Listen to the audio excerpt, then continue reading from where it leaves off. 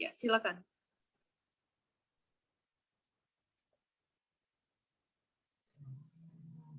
Oke, Shalom. Selamat malam. Malam. Jelas suara saya Pak Ruli? Jelas sekali. Iya, terima kasih Pak buat kesempatannya. Jadi mungkin saya terlambat sih memang, tapi dari apa nama yang Bapak sampaikan itu saya bisa menangkap sebuah pemahaman baru. Terus ada muncul sebuah pertanyaan di dalam pikiran saya tentang yang Bapak sampaikan tadi. Kalau kita melihat keadaan mulai dari Musa lah kita melihat Bapak ya, kondisi umat pada saat itu, bahwa nyatanya memang Allah itu seperti Allah pemarah begitu, ya kan? Allah yang gampang menghukumi. Jadi Allah yang seakan-akan memaksakan kehendak bahwa harus benar-benar melakukan sesuai dengan keinginannya begitu. Terus berikutnya dari apa yang Allah sudah perbuat, kita bisa melihat bahwa seakan-akan memang egois begitu. Jadi dikatakan tidak boleh menyembah kepada Allah lain. Pokoknya mentok harus sesuai dengan kehendaknya dia. Nah, jadi kan kalau yang tadi Bapak mengatakan demikian bahwa jangan berpikir bahwa Allah itu seram atau menyeramkan, seakan-akan begitu kan, itu tadi intinya begitu Bapak yang sampaikan tadi. Nah, jadi bagaimana dengan kondisi pada saat itu gitu loh Pak? Kalau kita melihat dari zaman Musa lah sampai di Nabi terakhir gitu. Terima kasih Bapak. Oke, kalau saya ngelihatnya itu adalah kasus. Ini jadi kasus ya. Kasusnya adalah Allah berhadapan sama begitu banyak orang yang pada saat itu bahkan nggak tahu siapa Allah. Orang-orang itu kan budak-budak yang udah 400 tahun nggak pernah ketemu Allah, nggak tahu siapa Allah, nggak punya tradisi Allah. Dia nggak tahu apapun mengenai Allah sama sekali. Dari antara mereka ada satu yang pinter banget, namanya Musa. Bahkan Musa pun nggak tahu siapa Allah. Waktu ketemu dengan Allah, maka Musa bertanya, mengenai namamu, siapakah namamu? Namanya aja dia nggak tahu. Apalagi hatinya, apalagi mengenai tatanannya, mengenai apa kehendaknya, nggak tahu kan. Sama sekali nggak ngerti. Nah, untuk bisa ngebimbing begitu banyak orang yang waktu itu masih buta, Allah harus tunjukin kepemimpinan yang keras. Dor, dan dor.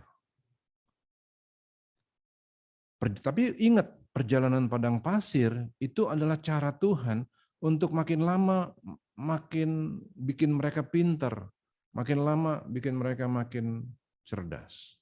Gitu. Itu kasus. Nah, sekarang ada suatu sastra, ada suatu karya sastra yang disebut dengan tulisan Ayub. Nah, karya sastra dalam tulisan Ayub ini punya cara berpikir bahwa Allah adalah Allah yang indah. Itu yang saya presentasiin malam ini. Memang seolah-olah ada pertentangan, tapi jangan lupa ini ada kasus. Allah harus membawa orang-orang yang buta, yang nggak ngerti apa-apa, menjadi orang-orang yang mengenal Tuhan. Nah, hari ini kita berdiri di atas dua cerita ini. Kita tahu Ayub, kita tahu juga Allah bisa keras. Tapi hari ini ketika kita datang kepada Allah, bukanlah dengan cara ketakutan. Kita datang kepada Allah dengan penundukan diri, bukan karena takut, tapi karena kita mau membangun hubungan. Kan harus begitu.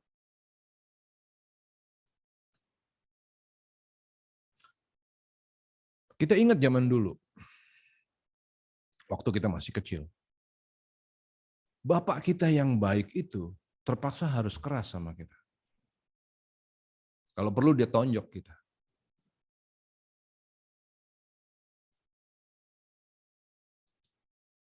Nah,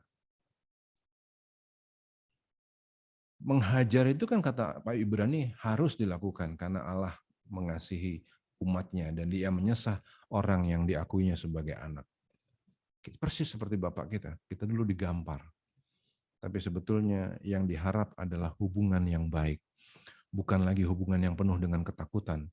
Kalau hari ini kita datang ke bapak kita, udah sampai segini tuanya nih, kita datang ke bapak kita bilang, Pak, aku nurut sama bapak. Kenapa? Karena nanti aku digampar sama bapak. Wah, itu kualitas hubungannya jelek banget loh.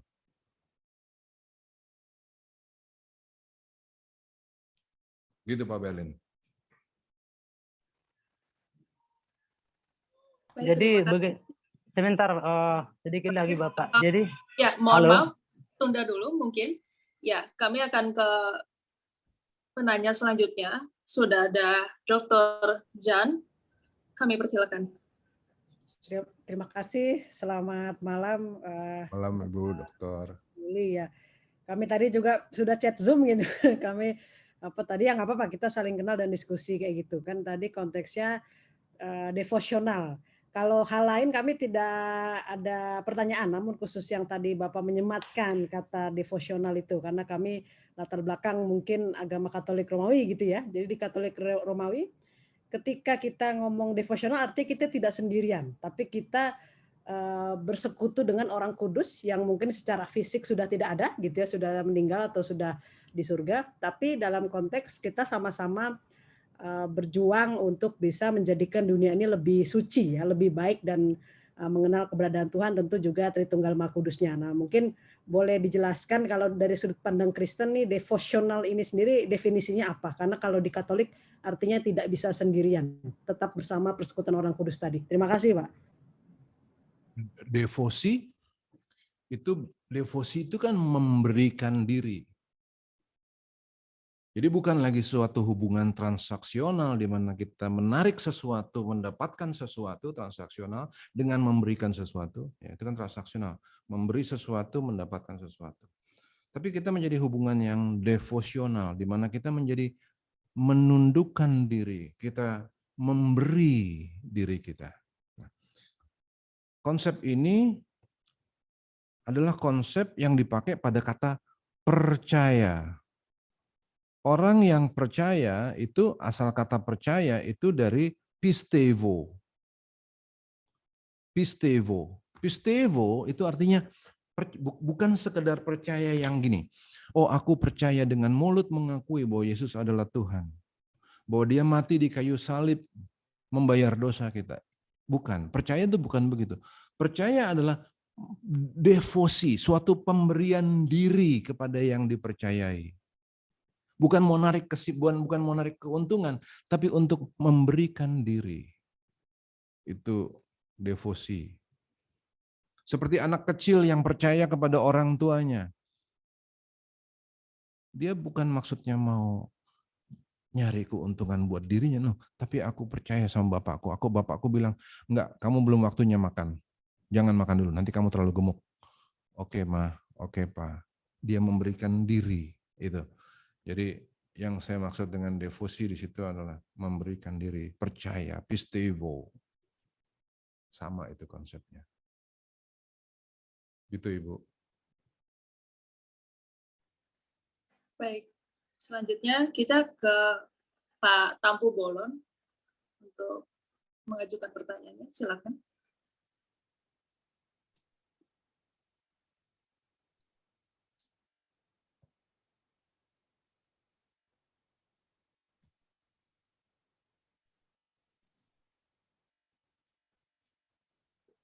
Terima kasih Bang Ruli Sirmorangkir dari Tampu Bolon. Terus terang aja saya selama ini sangat mengagumi dan mempelajari kitab Ayub. Menurut saya di sini banyak yang sangat luar biasa.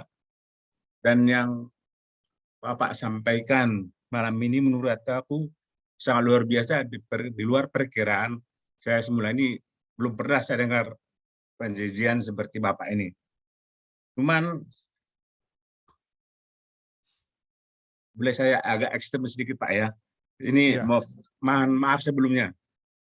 Jadi dengan jelasan ini saya malah jadi ragu. Apakah benar-benar kisah Ayub ini ada atau hanya sekedar tamsil yang diberikan oleh orang zaman dulu, beginilah cara orang hidup yang benar. Kemungkinan di sebelum kitab Ayub mungkin ada pengantar bahwa inilah cara orang hidup yang benar. Jadi dengan penjelasan, jadi seperti dibilang tadi bahwa Allah itu dipersonifikasi sebagai manusia, bahwa Allah perlu kawan dan perlu pertimbangan, ada majelis hakim. Kalau menurut saya, terus terang aja saya kurang setuju karena Allah itu maha tahu, maha bijak. Jadi dia tidak perlu pertimbangan dari orang lain. Jadi makanya saya sebenarnya saya lagi nulis pertanyaan lainnya, tapi ini aja dulu. Apakah keraguan saya ini benar bahwa Ayub ini apakah benar ada atau hanya sekedar penjelasan bagaimana orang suci, seperti dikatakan ayat anaknya 14 kalau saya nggak salah meninggal, tiba-tiba dapat 14 lagi anak. Berapa lama dia memperoleh anak itu? Kalau 14, bayangkan 1 bulan berapa lama umur Ayub? Mohon nih Soleh, kalau saya salah mohon penjelasan. Ya, dalam penelitian yang dibuat oleh PGLD, dia juga menyampaikan kemungkinan bahwa ada kemungkinan kisah Ayub ini adalah tulisan hikmat. Tulisan hikmat, bukanlah tokoh nyata.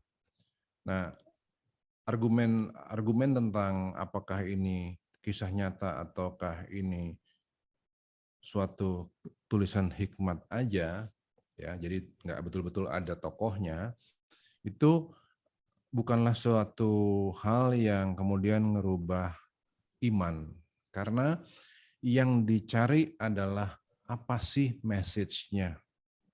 Nah, message-nya atau inti pesan yang disampaikan di sini adalah bahwa hubungan dengan Allah itu tidaklah seharusnya menjadi hubungan yang sifatnya transaksional, tapi hubungan yang devosional. Oke. Nah, permasalahan kedua yang Bapak tadi sempat singgung adalah bahwa Allah dipersonifikasi sebagai manusia biasa yang butuh pertimbangan. Padahal bukankah Allah Maha Tahu? Betul. Allah adalah Allah yang Maha Tahu. Dia dia punya segala hikmat yang nggak ada satu makhluk pun yang mendekati hikmat Allah. Tapi Allah juga adalah Allah yang adil loh. Dia adalah hak. Dia adalah raja. Kalau tadi bicara tentang segala hikmat, segala kuasa, segala kemuliaan hanya milik Dia. Betul. Allah yang raja. Tapi Allah yang raja ini pada saat yang sama juga adalah Allah yang adil. Nah, sebagai Allah yang adil dan berkuasa, maka kemudian ketika dia mau mengambil keputusan, dia mengumpulkan anak-anaknya, bukan untuk bertanya, tapi untuk mengumpulkan anak-anaknya. Kemudian dia mau dengar anak-anaknya punya pendapat apa.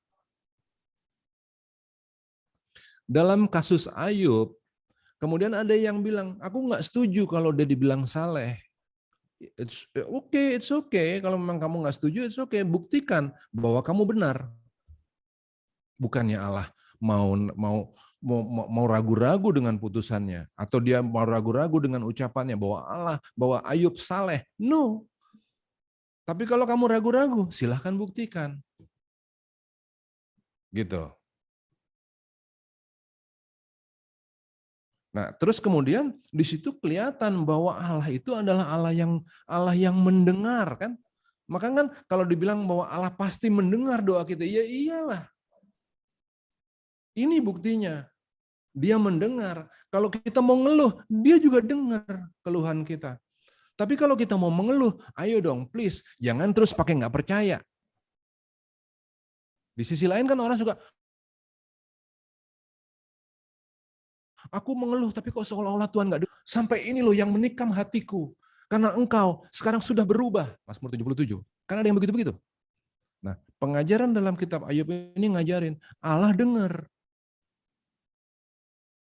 Nggak perlu kamu jadi curiga kepada Allah. Allah adil. Memang dia berkuasa, betul. Tapi dia nggak pakai kuasaannya tanpa keadilan. Kalau dia tanpa keadilan, Idi Amin dada dia namanya. Gitu. Gitu Pak Tampu Bolon. Terima kasih, Pak. Baik, terima kasih. Selanjutnya, Terima kasih pertanyaannya Pak. Terima kasih, Pak. ya, baik, terima kasih juga Pak Simorangkir untuk penjelasannya atau tanggapannya. Dan selanjutnya, saya akan membacakan pertanyaan yang masuk melalui chat dari Bapak Christian K. Pertanyaannya begini, Kitab Ayub ditutup dengan pemulihan Ayub, harta, dan keluarga. Apa yang bisa kita pelajari dari akhir penutup itu ya?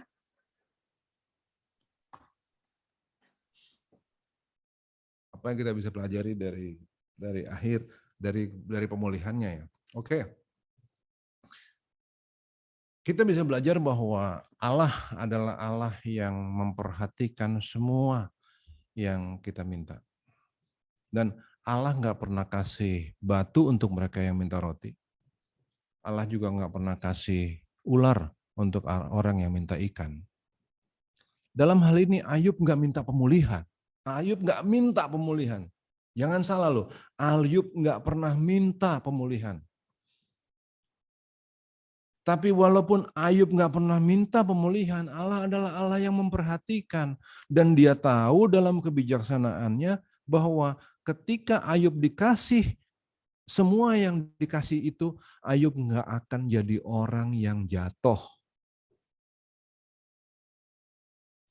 Hari ini pengajaran, hari ini suka bertitik tolak kepada lihat, Ayub dipulihkan. Jadi kalau hari ini Bapak Ibu Anda bangkrut, jangan takut, lihat Ayub. Ayub dipulihkan. 2 kali hartanya ditambah-tambah. Dulu dia punya 10, sekarang dia punya 20. Maka saudaraku berimanlah. Kalau Anda beriman dalam kejatuhan hari ini, engkau akan dipulihkan 2 kali lipat suatu hari nanti. Salah loh. Ayub nggak pernah minta pemulihan loh. Tapi Allah memberikan yang tidak pernah kita pikir, yang nggak pernah kita ucap, yang nggak pernah kebayang sama kita. Menurut hikmat, menurut kekayaannya. Bukan yang kita minta. Jangan dibalik-balik. Di situ kita harus belajar bahwa Ayub nggak pernah minta, Tuhan memberikan yang dipandang baik. Jangan kita bikin jadi, lihat Ayub dipulihkan 2 kali lipat, apalagi tambahin sama persembahan. Maka sekarang kamu kasih persembahan dulu, supaya nanti kamu ditambah berkali-kali lipat. Aduh, jadi kacau. Jangan ke sana larinya. Terima kasih untuk pertanyaannya Pak Christian. Terima kasih Pak Simorangkir. Selanjutnya kami ingin mempersilakan Bapak Budi untuk mengajukan pertanyaannya.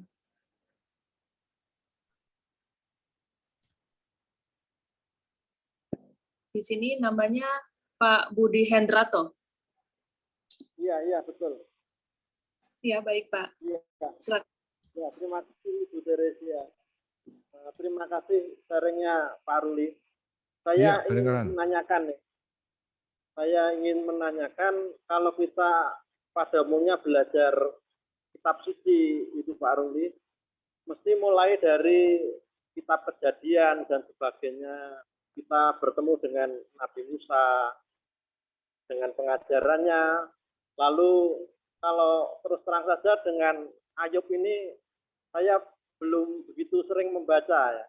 Yang ingin saya tanyakan itu, kalau misalnya kita mempelajari dari kitab yang ditulis oleh Nabi Musa itu jelas sekali terbentuk alur sejarahnya Pak Ruli.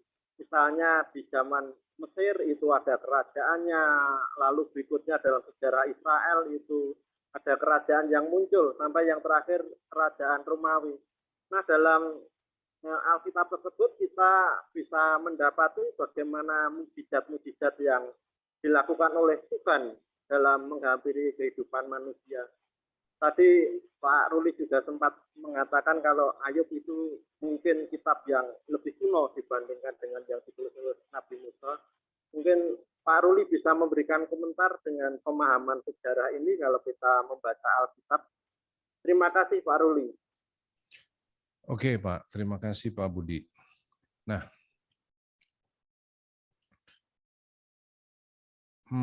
yang saya mau garis bawahin ya untuk malam ini waktu kita terbatas ya Pak. Yang saya mau garis bawahin itu begini Pak. Miliki kerinduan untuk terus belajar. Alkitab jangan dianggap seperti suatu buku suci yang megangnya aja kita mesti ribet, yang kemudian seolah-olah kalau kita pegang nanti salah ngertinya segala macam. Yang nanti aduh gitu, yang akhirnya bikin kita jadi trauma. Kita bilang, aduh udah deh. Yang belajar biar pendeta aja deh. Kita tinggal dengar apa yang dia ngomong lah, dia yang tanggung jawab. No. Enggak sama sekali, enggak begitu. Kita ditebus dengan darah yang mahal supaya melalui pembelajaran yang kita dapat ya. Suatu hari nanti Tuhan akan bisa dengan bangga dia ngelihat kepada kita. Dia bilang ke Pak Budi, "You are my people." Jangan takut untuk belajar. Kalau sampai kita nggak punya sarana belajar atau kalau sampai kita nggak punya sarana belajar, cari, dan cari. Ya malam ini puji Tuhan kita ketemu di sini.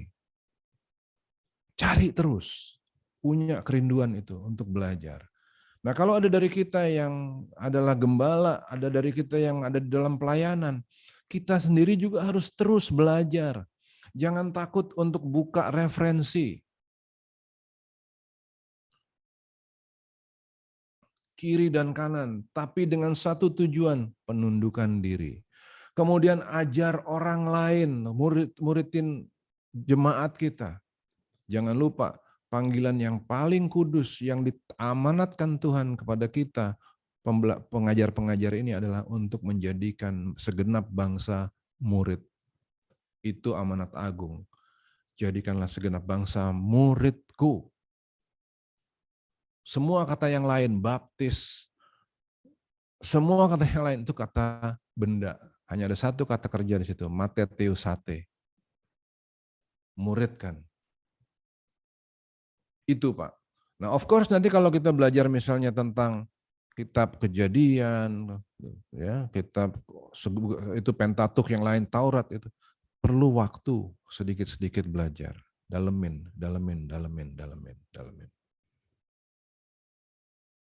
Tapi miliki semangat untuk belajar. Hanya dengan belajar kita tidak terhilang. Hanya dengan belajar kita bisa berbuah 100 kali lipat, 60 kali lipat, 70 kali, 30 kali lipat. Gitu Pak Budi, terima kasih Pak Budi. Baik, terima kasih. Selanjutnya kami mempersilakan Bapak Simarmata untuk menyampaikan pertanyaannya.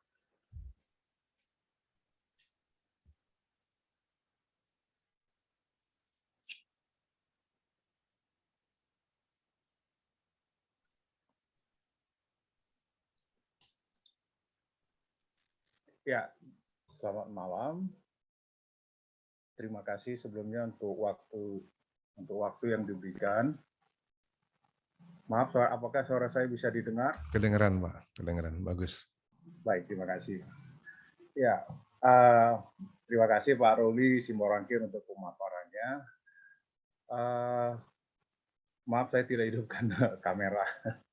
Sama-sama. Nah, yang menjadi menarik memang kalau kita melihat konsep PL itu kesetiaan itu selalu berakibat kepada hidup yang diberkati. Dan itu tidak pernah lepas daripada sejarah perjanjian Allah ketika memanggil Abraham.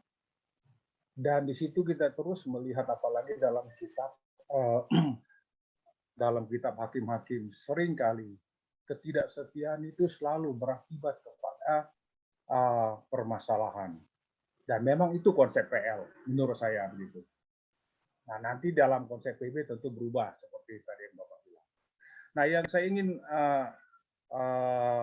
mohon penjelasan karena ini menarik yang Bapak bilang tadi, di sorga itu ada anak-anak Tuhan yang sebagai oposan, bukan dalam pengertian menentang begitu.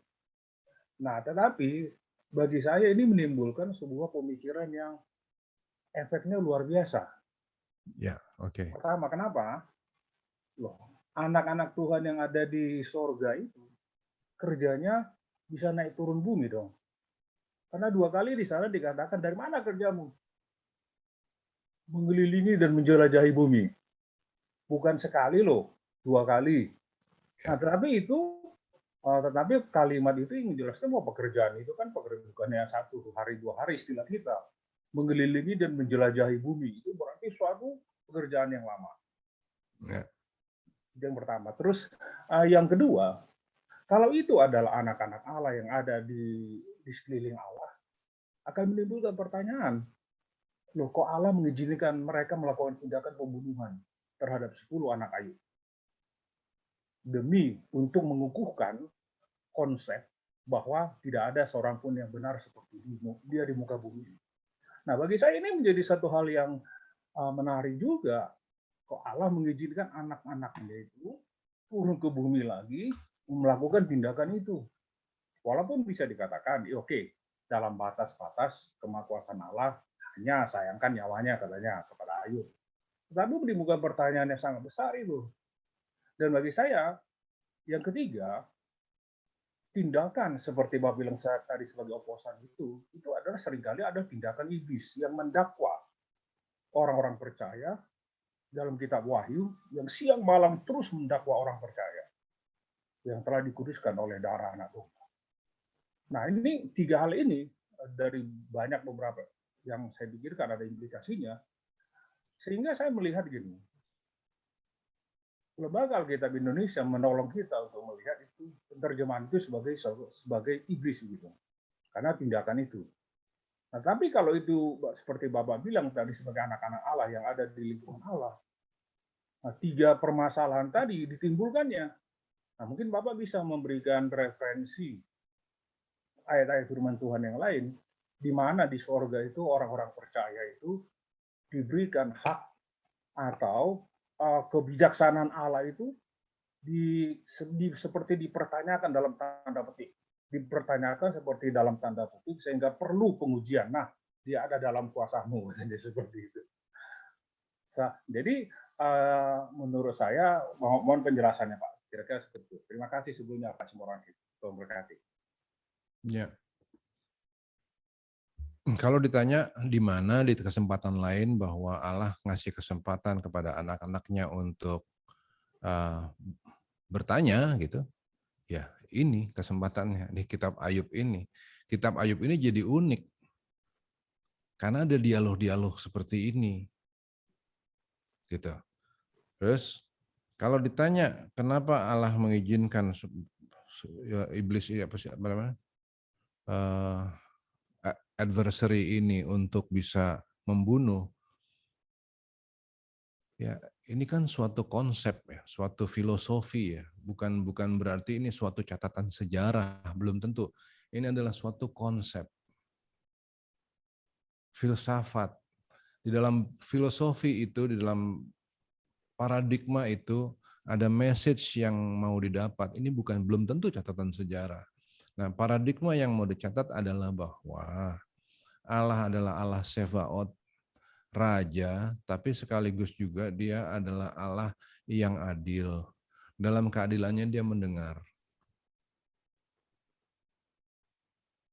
Selain adil, Raja yang adil, dia juga adalah panglima perang. Dia memimpin peperangan kudus. Itu. Jadi fungsinya 3 itu. Kalau ditanya kenapa dia harus dengerin pendapat orang lain? Ya, karena dia tidak mendominasi.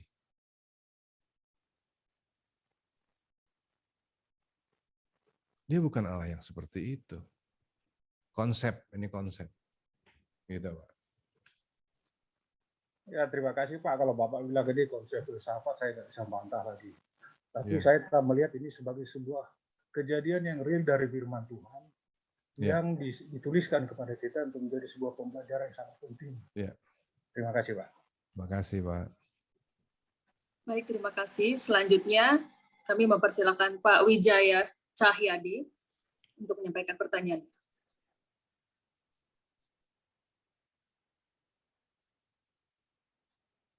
Ini kedengeran ya suara saya, Pak. Ini sebenarnya saya sudah kedengeran. Wah, sekarang hilang, Pak, suaranya.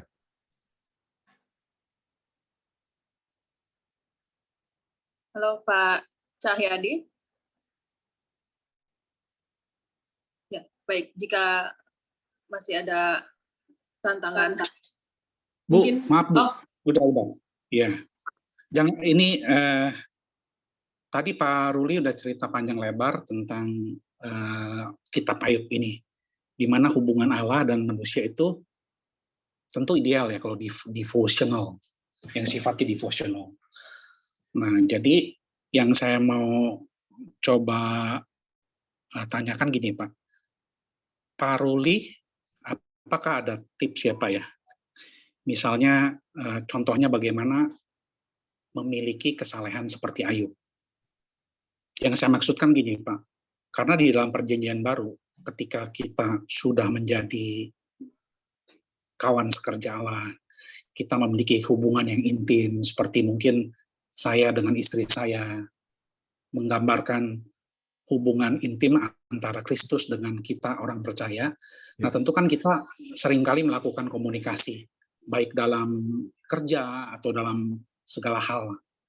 Nah, bagaimana Pak, Bapak bisa menjelaskan ketika pasangan kita ini, hubungan yang intim terjadi, tetapi ketika kita mau berdoa, mau berkata-kata seperti Ayub ini, sampai titik ekstrim di mana kita sebenarnya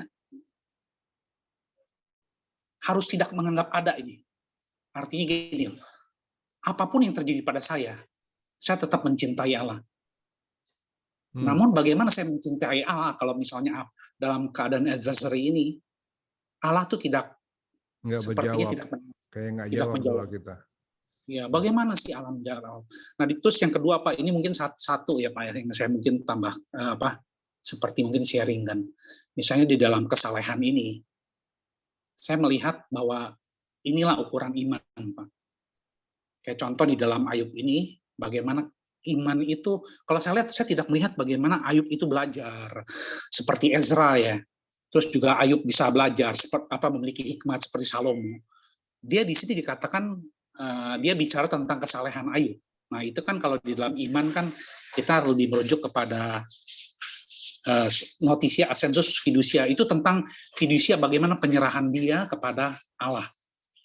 Nah, tadi Pak, jadi ini yang kedua sebenarnya bentuknya sharing Pak.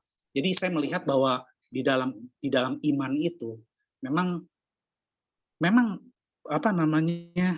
banyak orang-orang pintar Pak, yang ketika dia belajar dia mengerti tentang konsep, tetapi ketika dia diperhadapkan pada kondisi pandemi ini, gembala-gembala sidang banyak yang menjual gerejanya, atau banyaklah yang melakukan sesuatu meninggalkan imannya gitu. Maksudnya meninggalkan ini. Padahal kan di awalnya dia mau mencari jiwa. Nah, tetapi ketika ada pandemi ini, even dia seorang dokter, dia pun bisa meninggalkan. Nah, ini saya lihat bahwa di dalam sini nih seperti Ayub ya, itu notitia ascensus. Nah, penyerahan diri itu yang paling utama, Pak. Di luar tentu penting notitia ya. Kan kita harus mengerti apa yang kita percaya gitu. Terus juga kita bagaimana kita bisa mendapatkan konfirmasi tentang berbagai hal dari Tuhan.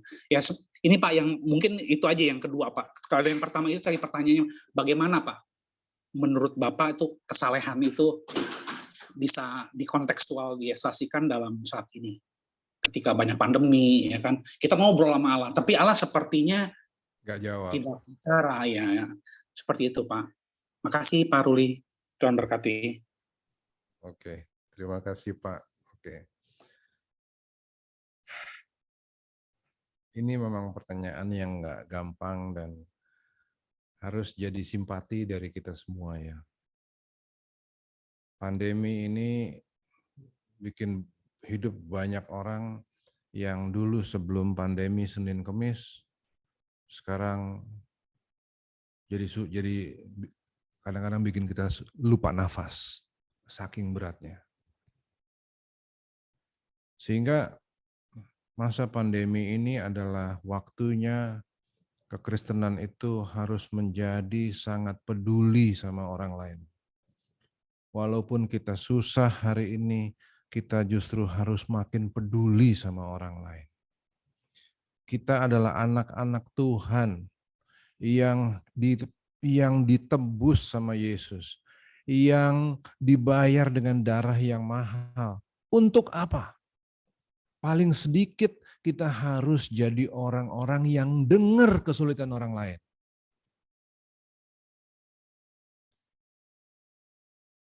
Tuhan milih kita. Tuhan bayar kita dengan darah yang mahal. Buat apa coba kalau kita nggak bikin apa-apa? Waktu orang butuh bantuan kita bilang, mari kita berdoa saudaraku. Supaya Tuhan nanti menjawab masalahmu. No, Tuhan mau lewat kamu masalah orang itu diselesaikan. Kalau nggak begitu, maka banyak banget nanti orang yang bilang bahwa aku udah doa, tapi Tuhan nggak menjawab. Sebenarnya Tuhan jawab lewat kita. Ini loh. Nggak tahu kenapa kekristenan menjadi sangat egois. Kekristenan jadi cuma sekedar bicara tentang bangun gereja. Setinggi-tingginya, segede-gedenya. Sekeren-kerennya sound system dan lighting. Cuman mengenai janji-janji tentang akan adanya mujizat-mujizat gitu. Padahal kalau mau diakuin, seberapa banyak dari kita sih yang pernah ngalamin mujizat? Nanti kalau kita nggak ngalamin mujizat, kita lagi disalahin. Kamu kurang beriman. Jadi akhirnya kekristenan jadi samar gitu. Akhirnya Tuhan juga orang jadi bingung. Mana sih, ada nggak sih Tuhan? Bagaimana caranya kita hidupi apa yang Tuhan Yesus pernah katakan? Tuhan Yesus katakan gini, kalau kamu melihat aku, kamu sudah melihat Bapa. Bagaimana kalau semangat itu, hari ini kita bilang gini, aku kepingin jadi seperti Yesus. Supaya ketika orang melihat aku menjadi jawaban atas banyak masalah. Aku peduli sama orang lain. Aku bantu. Aku menjadi perwakilan Allah. Aku menjadi duta besar Allah di bumi. Gitu dong. Jadi orang ketemu kita, akhirnya dia jadi senyum. Karena dia yang ketemu kita. Belum tentu dia jadi dapat duit, enggak. Tapi at least dia senyum. Dia bisa ngerasa bahwa ada orang yang dengerin. Puji Tuhan kalau kita bisa bantu uang. Tapi paling enggak kita dengerin. Kita cariin solusi. Harus begitu. Kita jadi duta-duta besar Tuhan yang hidup pada zaman ini. Bagaimana kalau kita yang menjadi mujizat bagi orang? Mujizat jangan diartiin mistik ya. Ya itu tadi, bikin jadi senyum. Nah, saya ngomong begini di antara anak-anak muda. Saya pernah nih ngomong seperti ini. Yang barusan saya sampaikan ini, kita harus jadi duta besar. Wih, anak-anak muda yang saya omongin kebakar, tau gak? Mereka semangat banget. Suatu kali ada satu anak muda ya, dia pergi ke pompa bensin. Dia ngeliat-ngeliat sekeliling, dia bisa bikin apa buat orang sekeliling. Dia ketemu ada satu ibu-ibu. Ibu-ibu lagi gendong bayi. Tapi bayinya diam aja. Bayinya rada gede, tapi diam aja. Nggak ada suara, nggak gerak, nggak ngapa-ngapain. Anak muda ini datengin ibu-ibu itu. Bu, anak ibu kok diem aja, kenapa? Ibunya nggak bisa jawab, ibunya ngeliatin. Dia nangis. Ibunya nangis. Nangis sesenggukan. Selesai nangis, dia berhenti nangis. Dia ngomong ke anak muda ini, dia bilang gini, aku udah berapa tahun di pompa bensin ini. Demi anakku ini, dia cacat. Dia nggak bisa ngapa-ngapain, cuman bisa buka mulut doang. Selama berapa tahun aku di sini, aku nggak pernah ada yang nanya, nggak pernah ada yang perhatiin. Aku berdoa ke Tuhan supaya kiranya ada orang yang perhatian ke aku. Nggak ada loh, dia bilang gitu. Baru hari ini terjadi mujizat, Tuhan jawab. Yang begini-begini, bagaimana kalau kita menjadi jawaban atas doa orang, supaya kita yang be there for them. That's Christianity all about. Kepedulian, perhatian, sayang, kasih, tunjukin dong. Be there. Lihat deh, keluhan Bapak Imi barusan.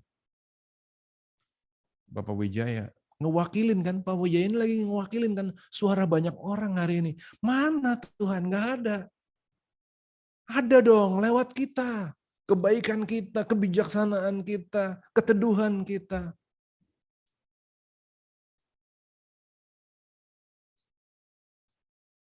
Gitu ya Pak.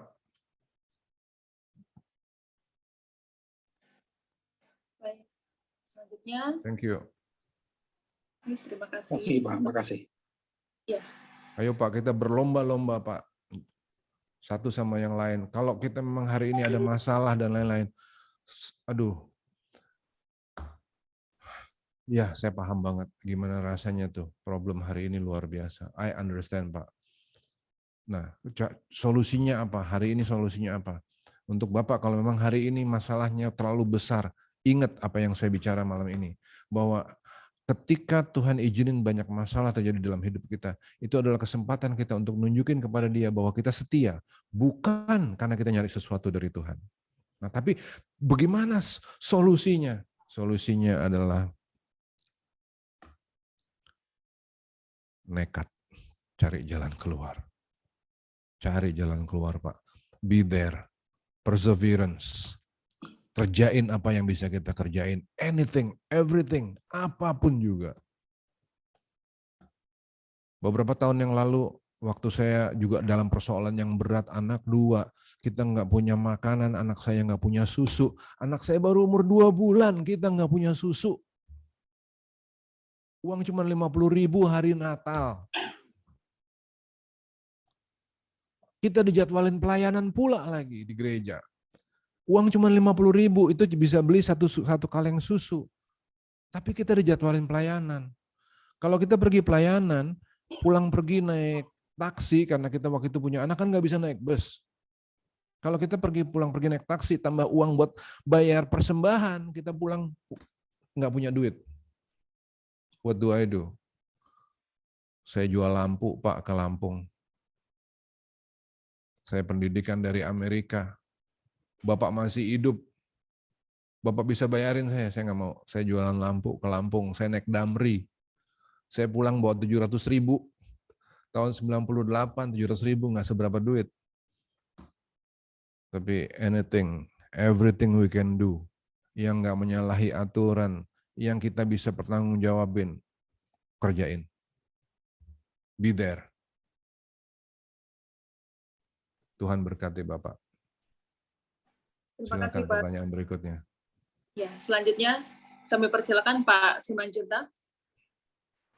Baik, selamat malam Pak Ruli dan semuanya. Selamat malam Pak Simanjuntak. Mungkin pertanyaan saya terkait soal devosional. Mungkin dalam hal ini soal ketuhanan gitu ya. Mungkin ada kala terkait soal devosional ini, mungkin ada orang mengatakan bahwa orang cara devosional percaya kepada Tuhan pada zaman dahulu berbeda dengan sekarang. Atau mungkin ada orang mengatakan orang dulu lebih saleh dibandingkan orang sekarang. Mungkin saya akan coba menanyakan terkait soal devosional ini. Saya mungkin pertama soal Ayub. Mungkin orang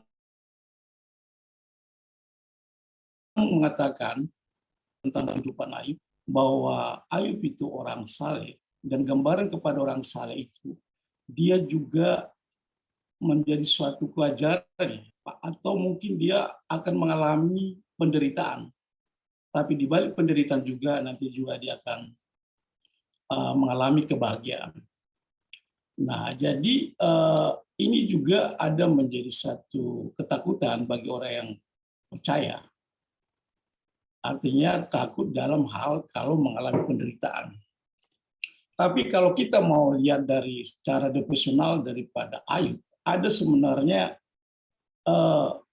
yang diajarkan, yang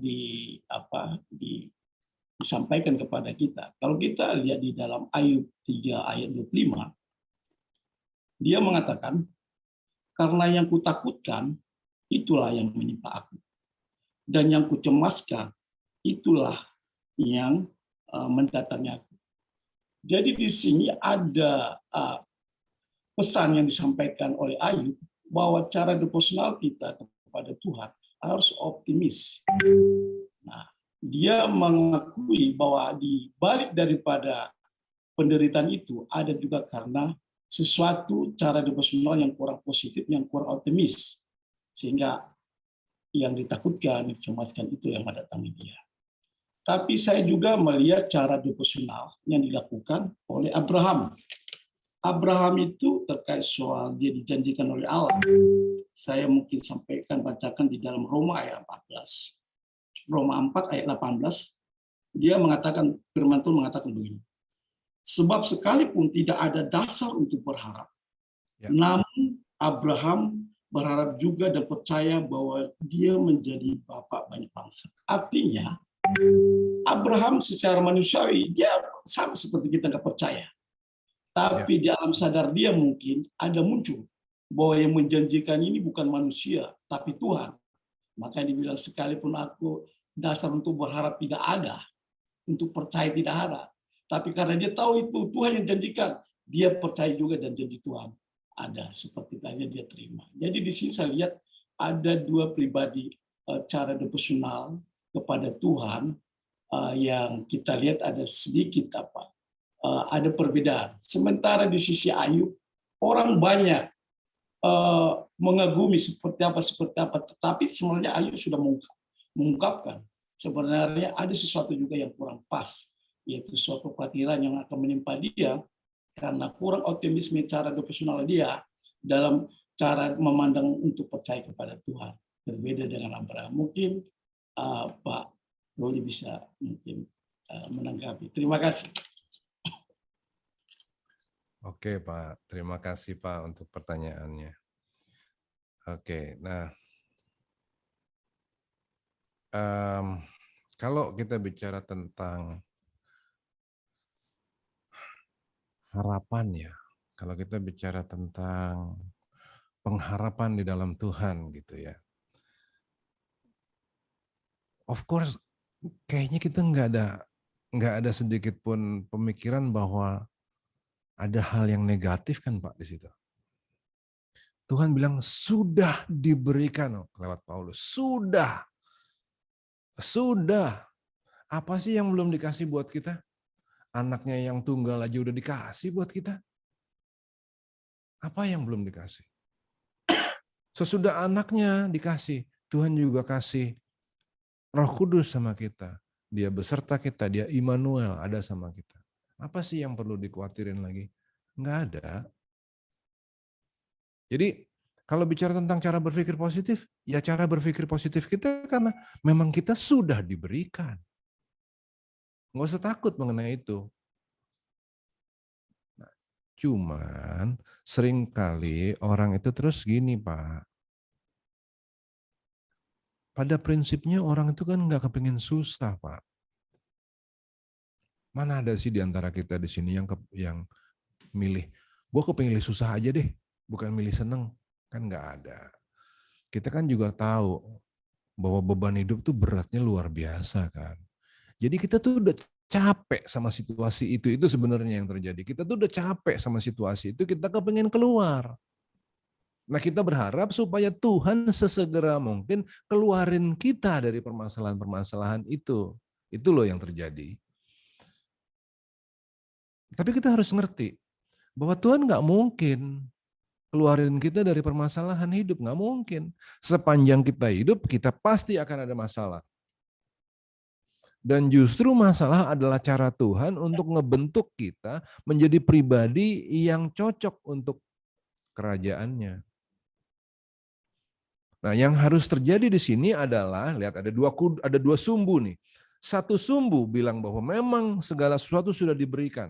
Di sisi yang lain ada masalah nih. Kita kepingin segera keluar dari permasalahan kita. Tapi jawabannya nggak mungkin. Nah sekarang dari dua sumbu ini, apa yang mesti kita buat di depan Tuhan? Tunduklah. Kalau kita tetap ngelawan, kita bilang, tapi nggak bisa begitu. Tapi aku kepingin. Patah kita. Nggak mungkin nggak patah. Pasti patah, remuk kita. Nah jadi yang diperluin di dalam Tuhan itu adalah devosi. Devosi adalah ketika kita bilang, aku tahu Tuhan, bahwa apapun yang kau kerjakan itu pasti yang terbaik bagiku. Aku sekarang belum ngerti. Tapi aku percaya ketika suatu hari nanti aku ngerti, aku akan kagum oleh kasih-Mu. Ada A.Z. Taylor Morton, Pak. A.Z. itu ada di dalam persoalan yang sama. Dia tahu, dia ini anak kecil Kristen, dia tahu dari dulu bahwa Tuhan sudah memberikan. Dia tahu, tapi faktanya, Pak, faktanya dia lahir dari ibu yang stres banget.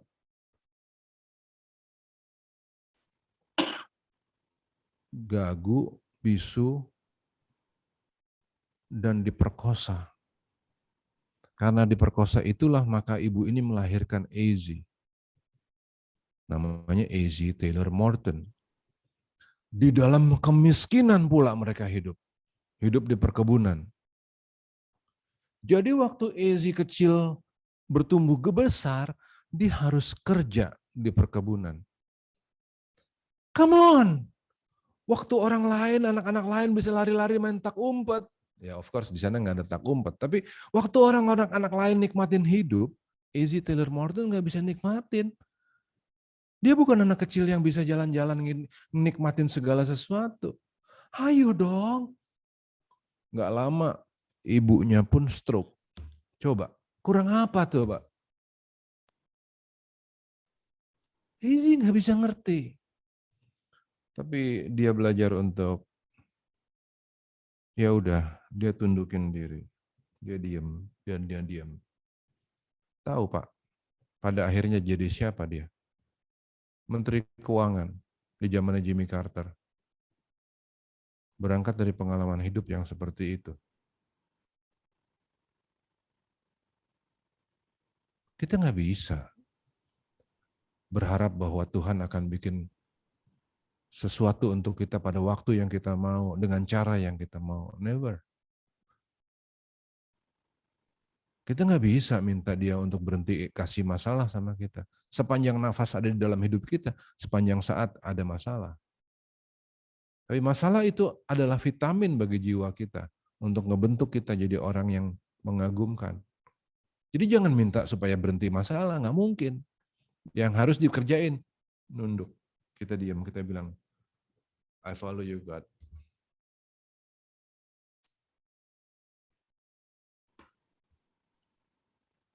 Terima kasih Pak. Terima kasih Pak Simorangkir. Dan terima kasih juga kepada penanya. Dan selanjutnya kita beralih ke penanya berikutnya. Ada Pak Desen, silakan. Terima kasih. Saya dari tadi menunggu. Terima kasih. Terima kasih buat Circle untuk mengadakan acara ini dan terima kasih pada Dr. Ruli Simorangkir. Saya sangat-sangat bersyukur hari ini karena pertanyaan saya, kegundahan saya bertahun-tahun sangat lama dan banyak kegagalan. Sebenarnya setan itu siapa dalam kitab Ayub? Sangat menggugah. Ya, mungkin ada tantangan sinyal yang dialami. Oke. Selanjutnya kami mempersilakan Pak Rogatus terlebih dahulu untuk menyampaikan pertanyaannya.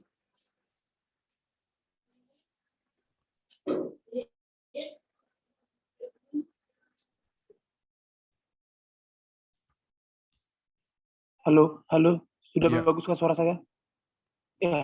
Ya Pak, silakan. Tadi sinyalnya hilang. Ya, makasih. kegundahan saya selama ini tentang kitab Ayub, siapa sebenarnya setan yang dimaksud? Dan tadi sudah terjawab. Saya sangat berterima kasih. Itu satu pertanyaan tadi saya sudah dijawab. Yang kedua adalah Tuhan manusia dengan sidang, dengan berdialog. Ternyata juga ada ketentuan divine council. Ini juga sudah terjawab.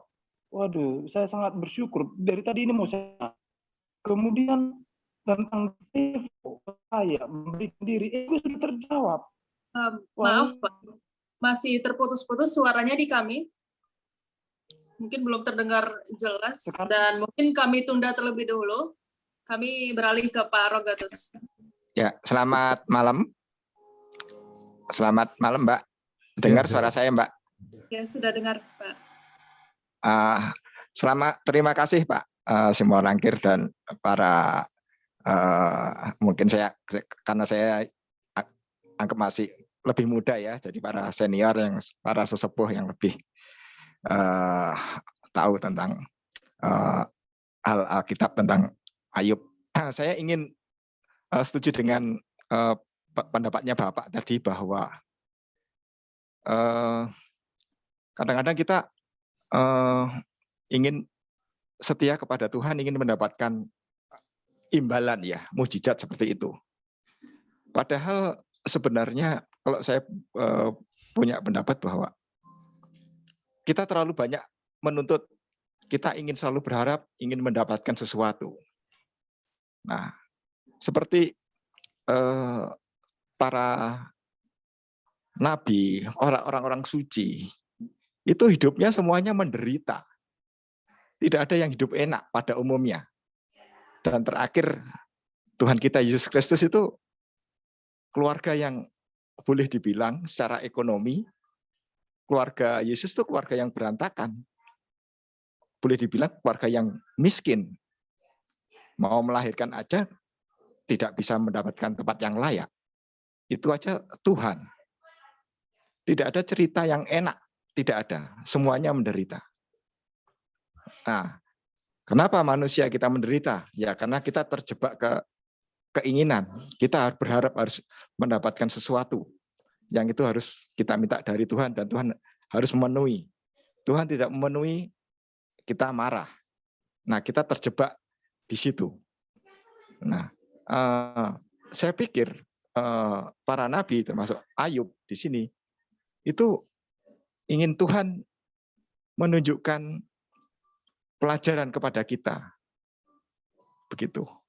Inti mujizatnya di mana? Mujizat utama saya pikir Ayub dengan keadaan seperti itu dia tetap merasa bahagia, merasa damai dan merasa bersama dengan Tuhan. Apakah kita tidak akan menderita? Kita pasti akan mengalami penderitaan. Tidak mungkin kita enak terus, tidak mungkin. Nah, kalau kita ingin terutama pada saat seperti ini, kondisi seperti ini, susah, ya. Saya tahun lalu saya kena COVID. Saya di ICU selama 3 minggu lebih. Saya hampir pakai ventilator. Dalam keadaan seperti itu, apa pedoman saya? Ini sharing pribadi. Kebetulan saya orang medis. Ya, kebetulan saya orang medis, saya dokter. Saya dirawat di ICU. Yang saya ingat hanya, karena saya orang Katolik, yang saya ingat hanya satu Bunda Maria. Apa katanya? Dalam keadaan seperti itu, yang saya ingat hanya satu. Terjadilah kepadaku menurut kehendak Allah Bapa. Saya mau apa? Kesempatan saya hanya 2 minggu. 2 minggu apakah saya bertahan atau tidak, saya harus siap. Dalam 2 minggu itu saya merenung. Selama saya dirawat, saya tidak menuntut apa-apa. Saya tidak marah kepada dokter, saya tidak marah kepada perawat, saya tidak marah kepada petugas, saya tidak marah kepada Tuhan. Saya hanya berdoa dan saya berusaha mengingat-ingat Nabi Ayub. Bunda Maria itu nggak pernah enak hidupnya, susah terus. Tapi Nabi Ayub, Bunda Maria nggak pernah minta menuntut apa-apa kepada Tuhan. Pada putranya sendiri itu Tuhan Yesus. Bunda Maria nggak pernah minta apa-apa. Menderita, iya, nggak pernah hidupnya senang. Siapa yang kuat sebagai ibu kalau di zaman sekarang seperti Bunda Maria? Nah, kira-kira itu mungkin itu Tuhan memberikan pelajaran ke kita. Nah, kita merasa menderita ya karena kita terlalu banyak keinginan, terlalu banyak tuntutan. Gitu. Mujizatnya di mana? Mujizatnya bahwa Ayub menunjukkan bahwa saya damai dalam keadaan seperti ini. Saya tetap bahagia. Orang kelihatannya miskin, tapi dia masih bisa memberi senyuman ke orang lain. Itu mujizat. Nah, justru yang kita yang harusnya memberi dalam keadaan apapun. Mungkin dengan demikian kita akan bahagia. Menunjukkan bahwa dalam keadaan apapun saya tetap bahagia bersama kasih kurnia Tuhan Yesus. Mungkin begitu, Pak. Terima kasih. Terima kasih untuk tanggapannya, Pak. Terus jadi mujizat bagi orang lain. Jadi saluran berkat Tuhan buat orang lain lewat Bapak. Ya, silakan Pak yang lain. Ya, mungkin penanya terakhir ya, Pak Simorangkir. Kami mempersilakan kembali Pak Desem. Ya. Iya, terima kasih. Saya berjuang untuk bisa bertanya. Maaf, tadi hilang. Saya berjuang untuk bisa bertanya. Iya, suara. Minta maaf ya Pak, jalurnya mungkin di sana harus jalurnya mungkin ya. Sedikit pengantar, hanya sedikit kurang dari 1 menit supaya saya bertanya. Ya. Saya barusan mengundurkan diri dari sekolah Kristen karena jawaban dari pimpinan sekolah Kristen itu bagi saya, Pak, kuliah itu atau belajar itu sudah cukup. Beliau katakan begitu sama saya, pimpinan tertinggi di tempat itu, dan itu sangat menyakiti hati saya. Wah, ini orang sudah cukup ilmunya gitu. Tadi di pertama tadi saya sampaikan ada banyak pertanyaan yang sangat fundamental saya tulis, tetapi semuanya itu sudah terjawab. Dan saya sangat bersyukur sekali, kegalauan saya, puluhan tahun saya bertanya, siapa sih setan yang dimaksud dalam kitab Ayub? Tadi juga sudah jelaskan. Baru tadi malam saya membaca kitab Ayub dari kitab pertama sampai terakhir, dari awal sampai akhir kitab Ayub ini. Dan saya bersyukur, saya paham konsep ini. Saya sangat dalam memikirkan siapa Ayub ini. Tapi yang menjadi pertanyaan adalah, sebelum Ayub ada kitab, dan sesudah Ayub ada kitab. Hubungan antara kitab pertama, hubungan antara kitab sebelum Ayub dan sesudah kitab Ayub tidak ada. Mungkin saya kurang paham atau gimana, saya mohon penjelasannya. Itu pertama. Yang kedua adalah, mengapa dan bagaimana, kenapa harus namanya Ayub? Sementara terjemahan Ayub bukanlah penyelamat, berbeda dengan arti Yeremia, berbeda dengan arti Yesus, artinya penyelamat. Kenapa harus Ayub? Dan mengapa harus seperti itu? Pencobaan itu harus melalui kematian. Oke, Tuhan Yesus aja tidak dimatikan dulu papa atau mamanya atau saudaranya supaya dia diuji sebagai Tuhan, sebagai anak Allah. Tetapi dalam Ayub, ikut istrinya pun menyangkal dia. Sahabat-sahabatnya berdiskusi sama dia, dan itu pergumulan sangat luar biasa hebat. Gitu kan, saya baca itu berulang-ulang. Saya selalu udah tertarik kali satu kitab berulang-ulang saya baca. Ale anggo si Maria di peok do hata jala di pahusor di rohana. Yang artinya ada sesuatu hal kegalauan yang luar biasa dalam hati saya ulang-ulang terus. Nah, ini yang membuat saya tertarik ya, menjadi penggoyang iman juga, dikarenakan kisah Ayub ini merupakan corpus delicti. Corpus delicti. Pendeta Erastus Sabdono dan juga Vicis Vercul. Kesalehan, karena kesalehan Tuhan Yesus dibangkitkan, bukan karena Tuhan Yesus anak Allah. Itu jelas sekali dikatakan Erastus Sabdono. Dan saya dapat pengajaran yang sama dari Pak Ruli. Bukan karena Allah itu mendominasi persidangan itu, pertemuan itu. Menurut Pak John W. Laulaka, doa kemudian dialog orang Allah. Ada komunikasi, ada persidangan, menciptakan dunia juga Tuhan berdialog. Menyelamatkan dunia juga Tuhan berdialog. Cuma itu tidak dituliskan setelah Tuhan Yesus bangkit dari sorga, tidak dituliskan. Setelah Yesus naik ke sorga, apakah masih ada dialog? Itu karena kita sudah sampai di situ, sampai zaman agung. Itu saya percaya ketika kita mati jumpa sama Tuhan pasti ada. Jadi tadi ada 2 pertanyaan Bapak. Yang pertama tadi, mengapa harus Ayub namanya? Before dan after. Dan kedua adalah mengapa dan bagaimana Ayub itu menjadi ukuran tatanan iman kita sebelum Tuhan Yesus lahir dan bangkit. Terima kasih. Oke Pak, oke. Saya nggak bisa jawab semuanya. Ya, yang pertama, kenapa namanya harus Ayub? Saya nggak tahu Pak. Jadi saya juga memang belum bikin penelitian tentang itu. Jadi itu pertanyaan yang menarik. Berarti ada sesuatu mungkin yang harus kita dalami lagi. Saya belum punya jawabannya. Terus, kenapa nggak ada hubungan antara kitab Ayub dengan kitab sebelum dan sesudahnya? Kalau mau dijawab, saya mesti bilang begini, karena memang itu kitab yang berdiri sendiri, Pak, nggak ada hubungannya dengan kitab sebelum dan sesudahnya. Hikmat di dalam kitab Ayub itu tercakup hanya memang di dalam kitab Ayub. Nah, kitab sebelum dan sesudahnya itu punya masa penulisan sendiri, punya tujuan penulisan sendiri, punya alamatnya sendiri. Memang beda sama sekali gitu ya. Terus dalam hal apa kitab Ayub ini bisa dijadikan dasar bagi iman Kristen kita hari ini? Dasarnya adalah seperti yang tadi saya jelasin, bahwa Ayub datang kepada Tuhan itu bukan untuk dapat sesuatu. Satu. Kedua, bahwa Allah adalah Allah yang tidak pernah mendominasi. Dia membangun hubungan, tapi bukan mendominasi. Itu kira-kira, Mas, dan yang lain-lain yang tadi saya sudah jelaskan. Puji Tuhan, Pak. Terima kasih untuk tanggapan dan pertanyaannya. Terima kasih. Dan mungkin ada